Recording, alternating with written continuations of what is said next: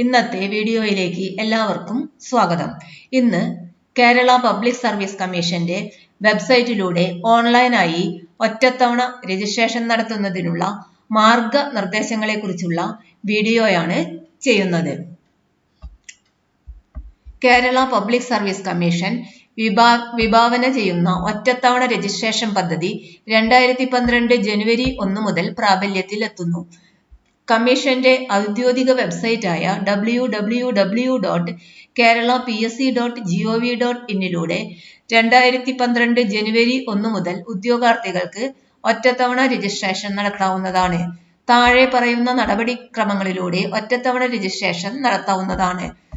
Kerala public service കമ്മീഷന്റെ ഔദ്യോഗിക വെബ്സൈറ്റായ www.keralapsc.gov.in തുറക്കുക. One time registration link click ചെയ്യുക. അപ്പോൾ രജിസ്ട്രേഷൻ പേജ് സ്ക്രീനിൽ തെളിയും. ഈ പേജിൽ രണ്ട് സൗകര്യങ്ങളുണ്ട്. പുതുതായി രജിസ്ട്രേഷൻ ചെയ്യുന്നതിന്, രജിസ്റ്റർ ചെയ്തിട്ടുള്ളവർക്ക് അവരുടെ പ്രൊഫൈലിൽ എത്തുന്നതിന് ലോഗിൻ ചെയ്യാനായി.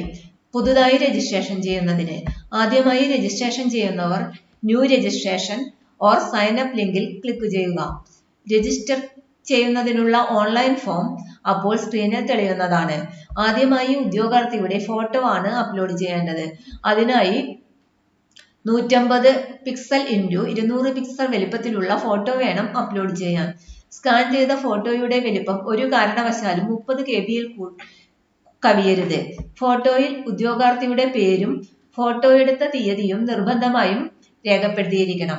പേരും തീയതിയും രേഖപ്പെടുത്താത്ത ഫോട്ടോയോടുകൂടിയ അപേക്ഷകൾ സൂക്ഷ്മ പരിശോധനാ വേളയിൽ നിരുപാധികം നിരസിക്കുന്നതാണ്. ഇനി 150 പിക്സൽ × 100 പിക്സൽ വലിപ്പത്തിലുള്ള സ്കാൻ ചെയ്ത കയ്യൊപ്പ് അപ്ലോഡ് ചെയ്യണം. ഇതിന്റെ വലുപ്പവും 30 KB കവിയരുത്. കയ്യൊപ്പ് രേഖപ്പെടുത്തുവാനുള്ള കള്ളിയിൽ തന്നെ വേണം അത് അപ്ലോഡ് ചെയ്യുവാൻ. ഉദ്യോഗാർത്ഥിയുടെ വ്യക്തിഗത വിവരങ്ങളാണ് അടുത്തതായി രേഖപ്പെടുത്തേണ്ടത്. ഈ ആവശ്യത്തിനായി പ്രത്യേക കള്ളികളുണ്ട്. പേരും ജനന തീയതിയും 2 പ്രാവശ്യം വീതം രേഖപ്പെടുത്തണം. രണ്ടും ഒന്നിനൊന്ന് പൊരുത്തമുള്ളതാകണം. എങ്കിൽ മാത്രമേ കമ്പ്യൂട്ടർ സ്വീകരിക്കുകയുള്ളൂ.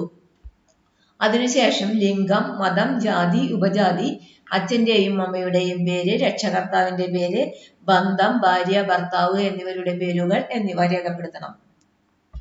അടുത്തതായി വ്യക്തിയെ തിരിച്ചറിയാൻ സഹായിക്കുന്ന അടയാളങ്ങൾ, ദേശീയത, മാതൃസംസ്ഥാനം, മാതൃജില്ല, taluk, village, panchayat, municipality, corporation എന്നിവ നിശ്ചിത കള്ളികളിൽ ശരിയായി രേഖപ്പെടുത്തണം. ഇനി നെക്സ്റ്റ് ബട്ടൺ ക്ലിക്ക് ചെയ്യുന്നതിന് മുൻപ് ഇതുവരെ രേഖപ്പെടുത്തിയിട്ടുള്ള കാര്യങ്ങൾ ശരിയാണോ എന്ന് പരിശോധിക്കാവുന്നതാണ്. പരിശോധനയിൽ ഏതെങ്കിലും കാര്യത്തിൽ വ്യത്യാസമുണ്ടെങ്കിൽ അത് തിരുത്തിയതിനു ശേഷം നെക്സ്റ്റ് ബട്ടൺ ക്ലിക്ക് ചെയ്യാവുന്നതാണ്. അപ്പോൾ മേൽവിലാസം, കത്തുകൾ അയക്കേണ്ട താൽക്കാലിക മേൽവിലാസം എന്നിവ രേഖപ്പെടുത്തുന്നതിനുള്ള കള്ളികൾ ദൃശ്യമാകും.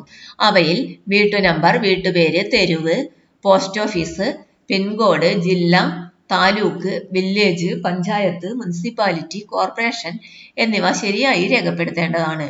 അതിനുശേഷം ഉദ്യോഗാർത്ഥിക്ക് സ്വന്തം ഇമെയിൽ വിലാസവും മൊബൈൽ നമ്പറും രേഖപ്പെടുത്തേണ്ടതാണ്. മൊബൈൽ നമ്പർ നൽകുന്ന ഉദ്യോഗാർത്ഥികൾക്ക് മാത്രമേ കമ്മീഷന്റെ SMS സേവനം ലഭിക്കുകയുള്ളൂ. മൊബൈലിൽ OTP വന്നതിന് ശേഷം മാത്രമേ ലോഗിൻ ചെയ്യാനും സാധിക്കുകയുള്ളൂ. തുടർന്ന് കാണപ്പെടുന്ന സ്ക്രീനിൽ ഉദ്യോഗാർത്ഥികൾക്ക് താൽപ്പര്യമുള്ള യൂസർ ഐഡിയും പാസ്വേഡും നൽകേണ്ടതാണ്. ഉദ്യോഗാർത്ഥി ഓർത്തിരിക്കത്തക്ക വിധത്തിലുള്ള യൂസർ ID തിരഞ്ഞെടുക്കുന്നത് അഭികാമ്യമായിരിക്കും.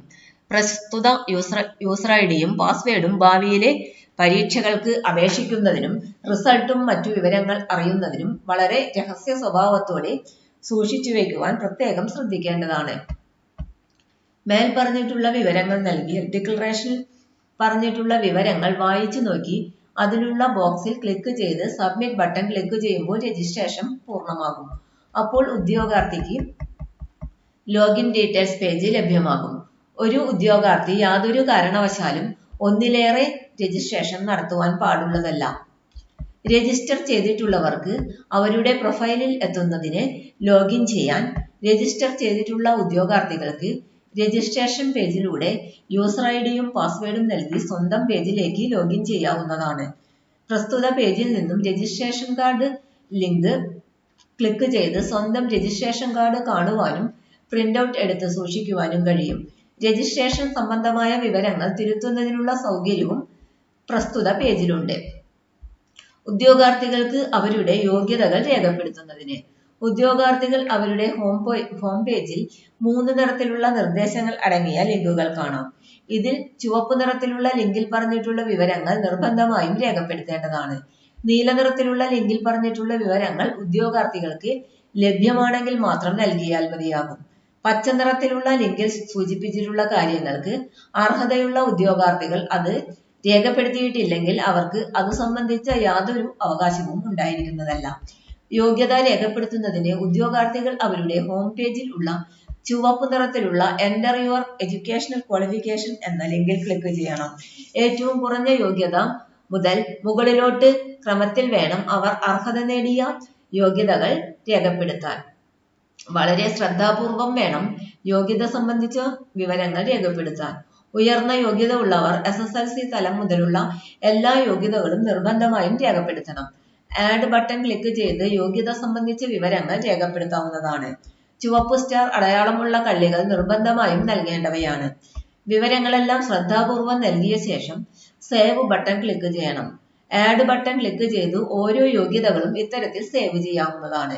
വെയിറ്റേജ്, പ്രിഫറൻസ് എന്നിവയ്ക്ക് അർഹരായ ഉദ്യോഗാർത്ഥികൾ പ്രസ്തുത ലിങ്കുകൾ ക്ലിക്ക് ചെയ്ത് വിശദാംശങ്ങൾ രേഖപ്പെടുത്താവുന്നതാണ്. ഉദ്യോഗാർത്ഥികൾക്ക് അവരുടെ ലാൻഡ് ലൈൻ ഫോൺ നമ്പർ രേഖപ്പെടുത്താനുള്ള ലിങ്കും പ്രൊഫൈലിൽ ഉണ്ട്. രജിസ്ട്രേഷൻ സംബന്ധിച്ച സംശയങ്ങൾക്ക് PSC ഹെൽപ്പ് ഡെസ്കിൽ പറഞ്ഞിട്ടുള്ള ഫോൺ നമ്പറിൽ വിളിച്ച് നിവാരണം നടത്താവുന്നതാണ്.